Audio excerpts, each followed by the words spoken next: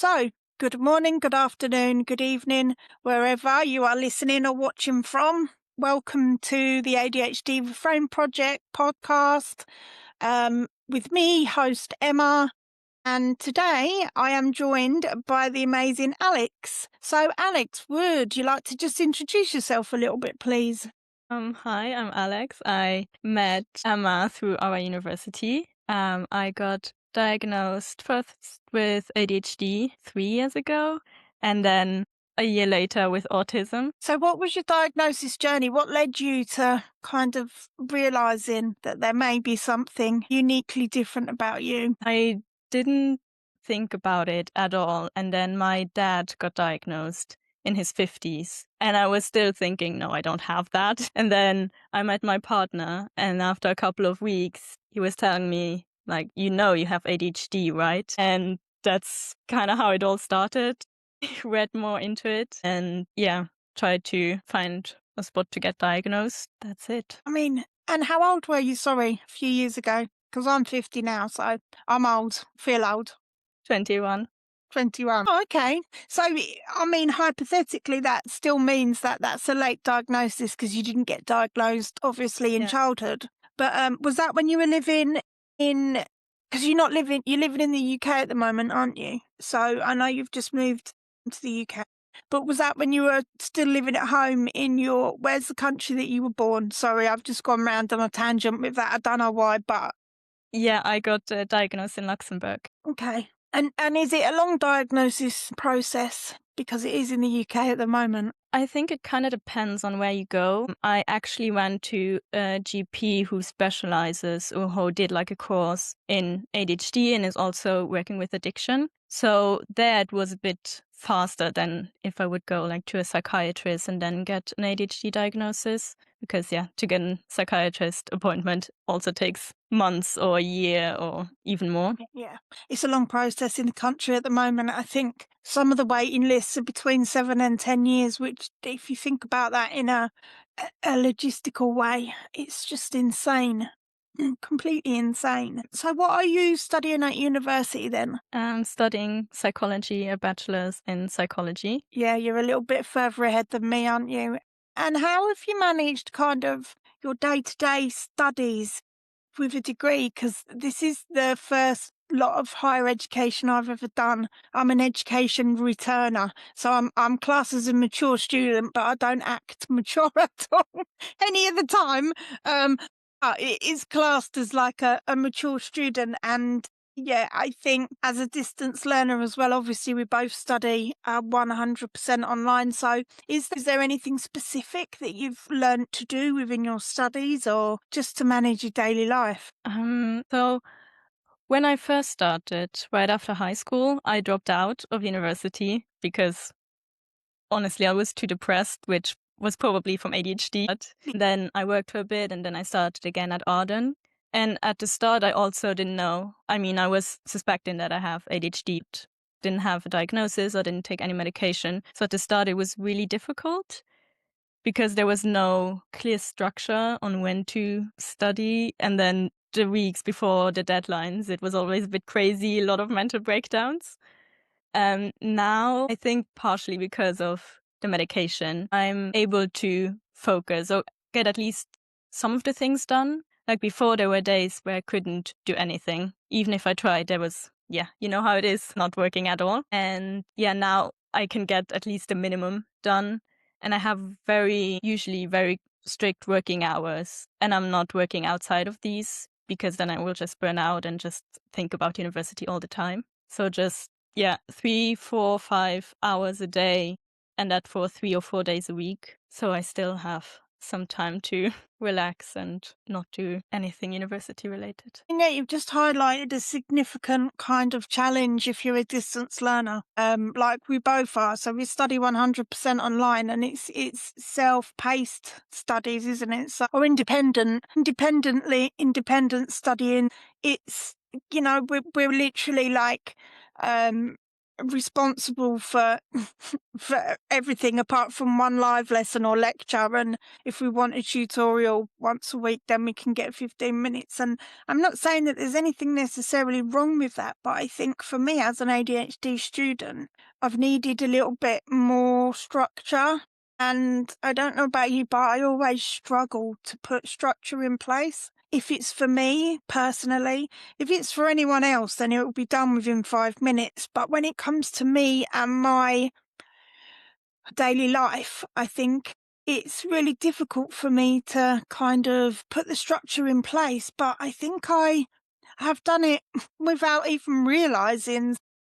For me, I get up and I will start studying between 10 and 11 in the morning, and then I'll go maybe to 12 or 1. I'll have an hour's break, and then I come back for 2 or 3 hours. So it's like it's not the whole day. But since last year, which sounds like it was a long, long time ago, but it wasn't. It was like days ago, which is always weird about this time of the year. I've just realised that I need to try and do specific things on specific days, and then try and give myself a rest on the other days, if that makes sense. So unless the deadline is on Monday, which ours is, I won't study over the weekend. And then I'm just trying to do like 3 days. So Tuesday, Wednesday and Thursday.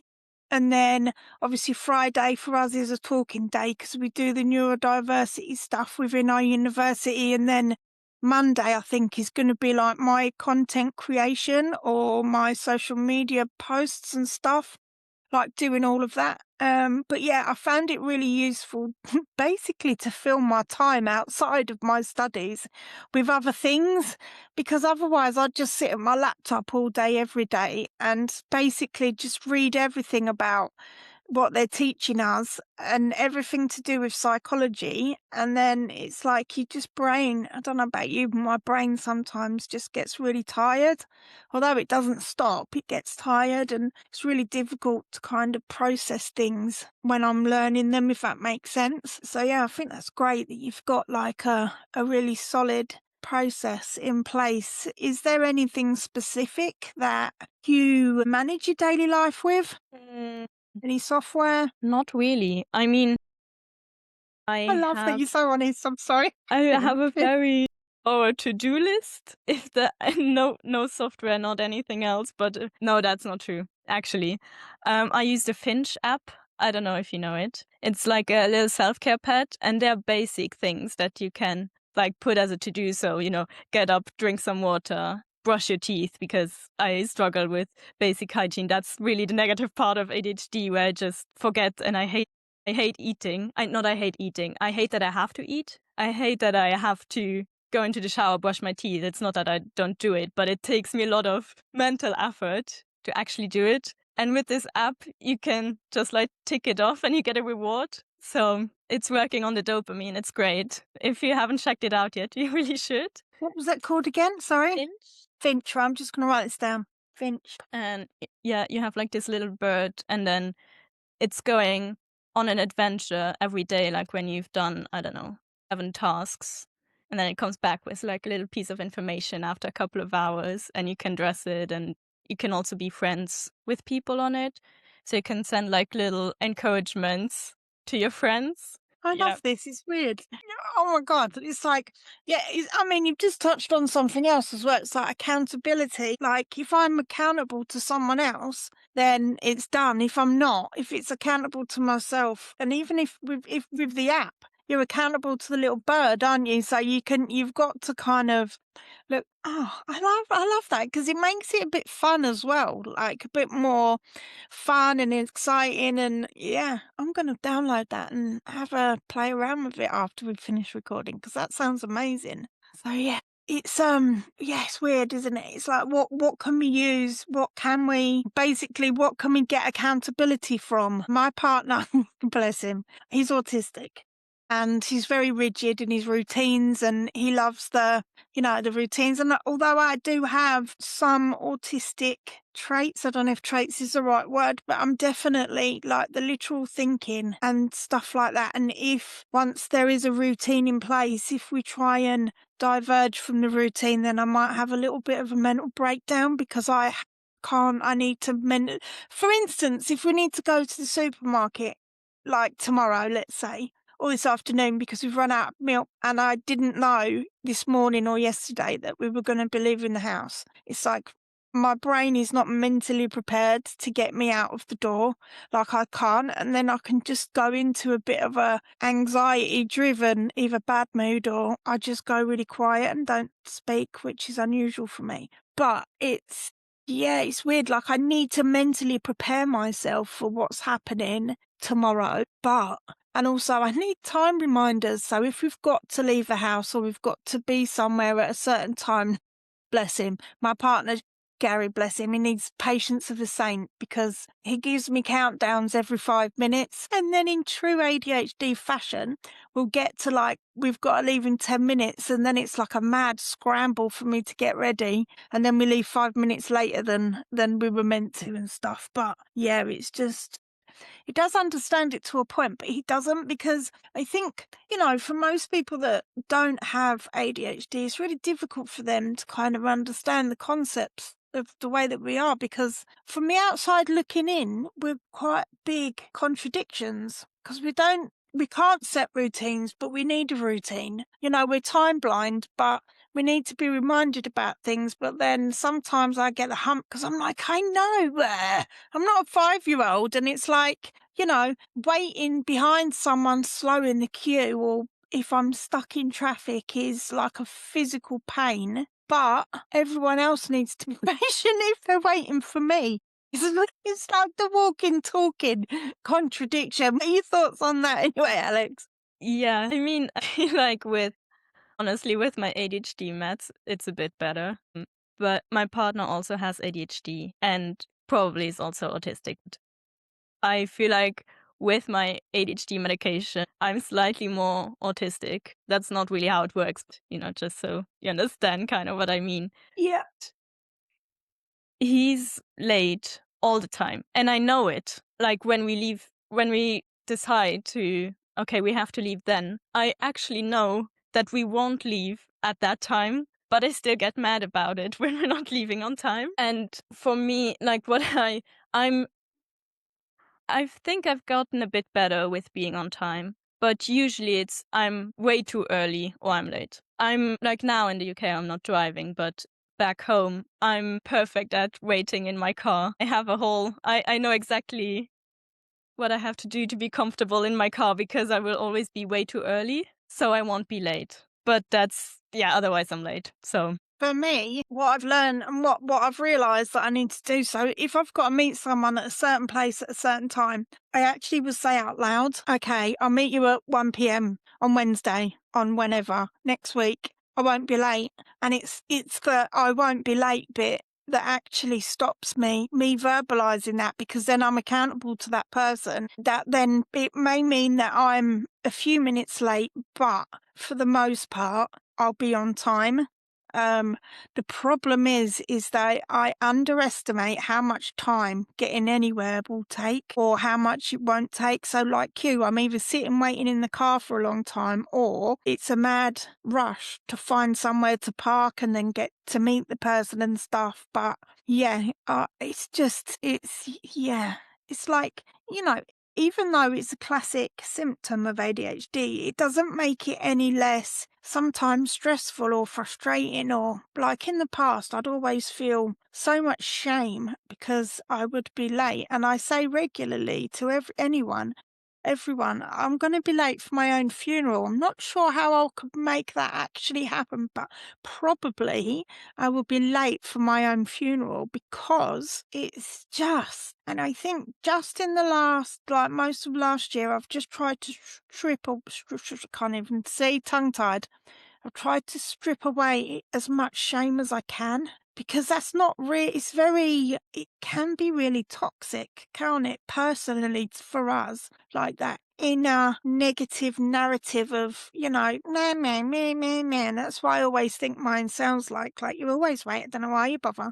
And so I think, at the end of last year, I've just tried to kind of strip away all of that shame and that guilt and just advocate for myself all the time. So if I'm meeting new people, I openly tell them, do you know what? I'm probably am going to be a bit late, but it's normally no more than 5 minutes. And I used to call it, oh yeah, I'm grassing myself up, but I'm not. I'm actually making myself accountable and I'm advocating for me and my needs. Because if someone doesn't have ADHD, or if they don't really know a lot about it, if you're late, then immediate's a negative. It's rude. It's this. Exactly. Yeah. Yeah. Yeah. It's disrespectful. It's seen as disrespect, isn't it? So I think the best way that I've managed to kind of not feel that shame is just to say to people I might be a few minutes late. It's not because I'm being disrespectful. It's not because I'm on time. It's because I just underestimate times because I have ADHD. And they're like, "Huh, wow, yeah." And it seems that since I've started saying I won't be late, that seems to really help. And I don't even know why. The only reason I can think of is because it's the accountability. What do Yeah. you think? Yeah, I think so too. Because I was thinking if I told people I will be late 5 minutes, then at some point I will be even more late because then I will, like, before I leave, I would think, oh, yeah, but I told them I will be late, so I don't have to stress as much. And then eventually I would be even later. But I think it's also great to just let them know that you will probably be late. Like, it's can go either way, to be honest, but it takes away the shame and the guilt in general. Like, yeah, okay, that's just how I am, but also I will let you know in advance. So it's not like this, I don't know how to say it, but this, I'm like this and I'm not going to change. Yeah. You have to deal Yeah, with it. But it's that's how I am. But I'm trying to accommodate for myself and you. I love that. You're taking accountability for yourself, as well as you're not blaming the ADHD for the time blindness. You're actually saying that this might happen, but if it does, it's not intentional. So I love that. But yeah, definitely, I can relate to the shame and guilt that you're feeling for being late. For me, it's most when I'm late, it's usually because I forgot things and then have to go back. Yeah, again, with medication, slightly better, but it still happens that I forgot something important. And I think my first instinct is still to talk myself down and be like, it was so important. How could you forget? That's so stupid.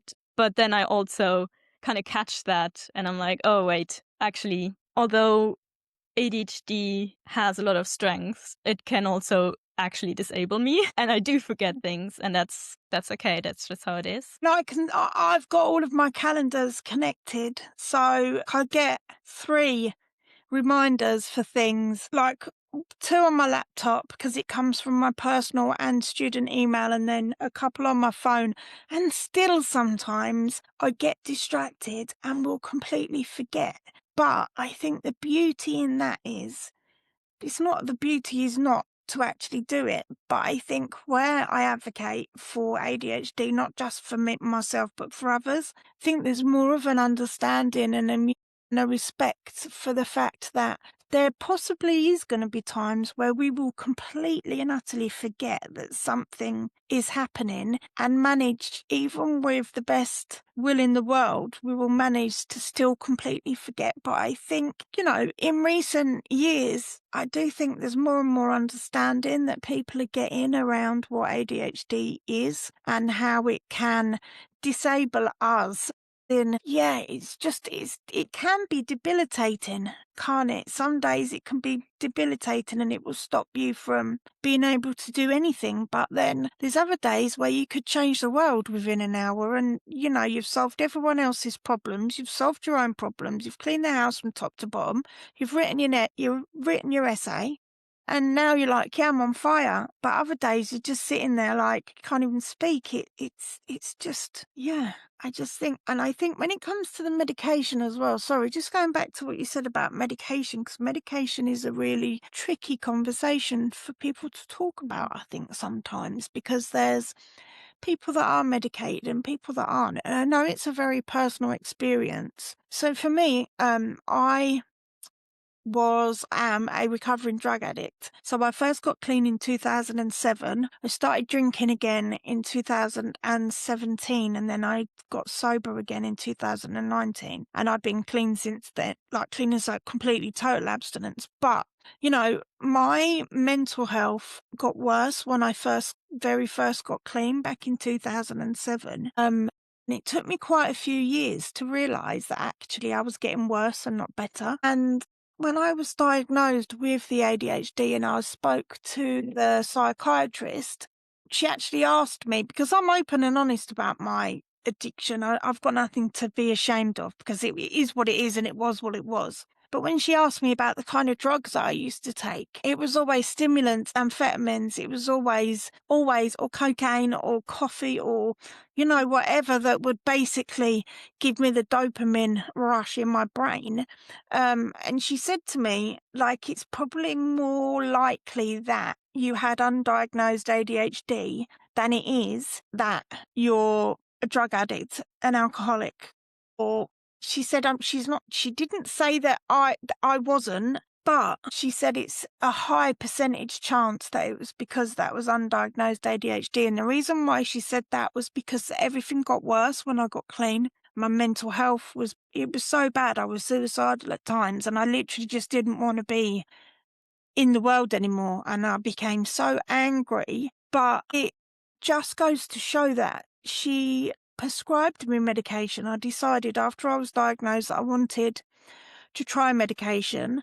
And I think we take the same medication, the slow release Concerta Excel. And it was weird because it was like my brain almost like, I don't think I've really talked about this in any podcast or anything that I've done, but it was like the minute that medication started working, like the brain was just better. I wouldn't say it's perfect because obviously it's not, but it was like the light just switched on a little bit and I was like, my God, like this is wow. It was weird. Within an hour, I just felt like I could do things. Was that your experience? Not the addiction, obviously. I mean the medication.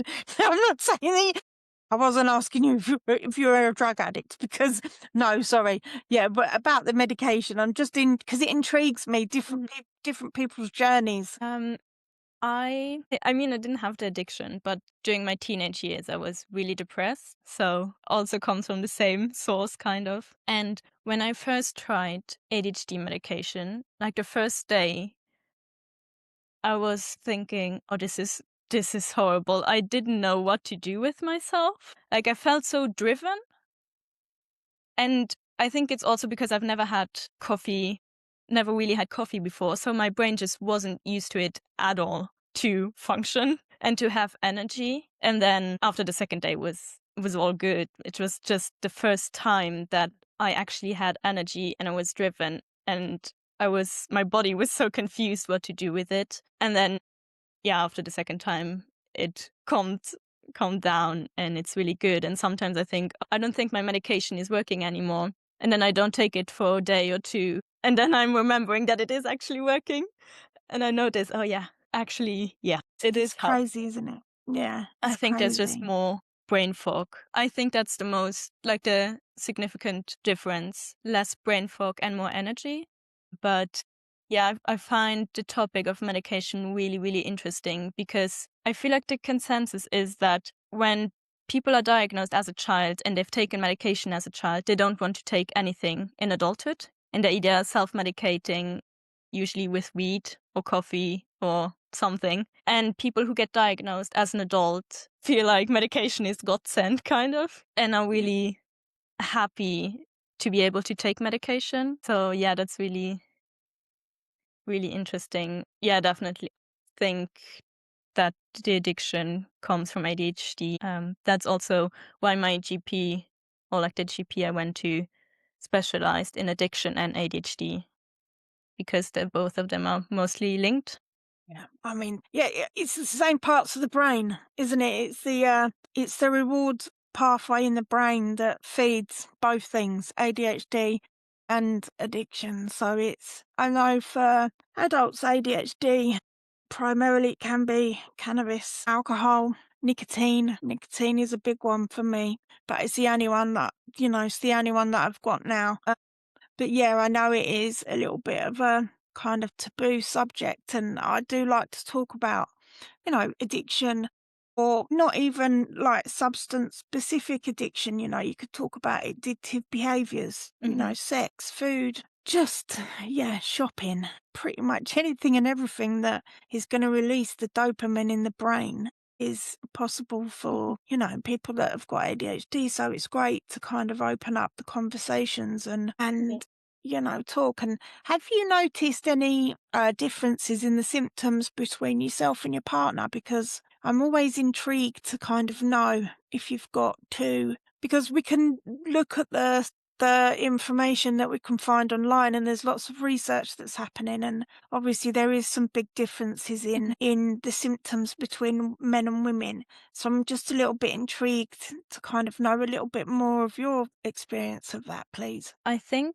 honestly it's quite similar, like both more of the dreamy type. What the main difference is that he does a lot of side quests. That's what I call it. A lot of when we're going somewhere, oh, let's do that as well. And then, oh, let's just take a look there. And I then struggle with, because I have to mentally, just as you said before, I have to mentally prepare myself for doing things. I think I'm a lot more tired. I think my ADHD, obviously the hyperactivity is more internal and that tires me out. And for him, his ADHD and like the hyperactivity is also internal, but also external sometimes, like with these, not like he's running up the walls, like this typical little boy behavior kind of, but still a bit more external. So I get really tired out by doing side quests. And I think that's maybe the main difference for us. Now, have you noticed any difference in your symptoms when it comes to your menstrual cycle? Uh, yeah, I would say so. I mean, obviously, that's the topic I'm most Yeah, yeah. interested in. No Wondered if you'd problem. noticed any. But yeah, I mean, I think also I noticed more brain fog mainly. I think before my period. And obviously, there are a lot of studies that, let's say, not negative, but yeah, negative symptoms of ADHD get stronger, more intense in the premenstrual or in the luteal phase. And there's a lot of overlap with PMS and PMDD, which is also really interesting. Obviously, there's no research because not a lot of research with women and ADHD, and not a lot of research in just women biology and how the whole cycle works. So there's still a lot to do, Yeah. but it's a lot of people, a lot of women who I talk to, people who have a menstrual cycle and have ADHD. I think over half of them has PMDD symptoms. Yeah. And yeah. But I've talked to one, and she noticed that before her ovulation or during her ovulation, she has really positive ADHD symptoms, like a lot of creativity, very excited and flowy. And so that's really cool as well to really see the shift. More research coming, hopefully. Yeah. Hopefully, I I will be like able that. to do Yeah. that research. Yeah. Amazing. Well, we're going to contribute to the research around ADHD in women, aren't we? Whether it's hormonal or not specific just to them. But yeah, I can't wait until we both do our dissertations, because it's going to be an interesting find, I think. But I think, yeah, I just think, for me, obviously, as a late diagnosed, both are late diagnosed ADHD women. So I do generally tend to focus more on women than I do men and boys. And that's not because there's any feminist isms going on there. It's just because that's my experiences, my lived experiences. But it's always interesting to kind of think about how, for men, not always, sometimes the hyperactivity is external. So they'll be running around getting sometimes really stressed or really angry quite quickly and stuff. But for us women, it's more internal, and it's the racing thoughts, and it's the brain that it gets to midnight and all of a sudden your brain's like ping, and it wants you to go down and like basically change the world. And Yeah, but then you get up in the morning and you're exhausted because your brain just won't shut up because it's just like ching, ching, ching, ching, ching. But, for me personally, when it came to PMS, PMDD, I definitely have had PMDD for as long as I can remember. Never diagnosed with it, but categorically can tell you that yes, although I'm not medically trained. But for me, the perimenopause, perimenopause has been the biggest. So the brain fog is just, it's almost like I like got diagnosed with ADHD, started taking the meds, and then things got significantly better. And it was only maybe 3 or 4 years ago that my partner and one of my friends noticed that I was really angry like a lot of the time, and I just had I had no control. Now I know a symptom of ADHD is emotional dysregulation, but it's like I had like a semblance of control over my anger, but then the perimenopause hit and it just felt like I was losing my mind, like literally. The fatigue, the brain fog, the angry outbursts, and and I'm sure I've moved from the perimenopause into the menopause process like now, although the doctors can't tell me because of I don't have periods. But yeah, I mean, it's just, and this has kind of fueled my interest in, ADHD in women and hormonal fluctuations. And I love that we can talk about that together as well, because I know you're really interested in it. So it's going to be really exciting to see where our research goes in the future. But yeah, so maybe we could finish today is there anything specific?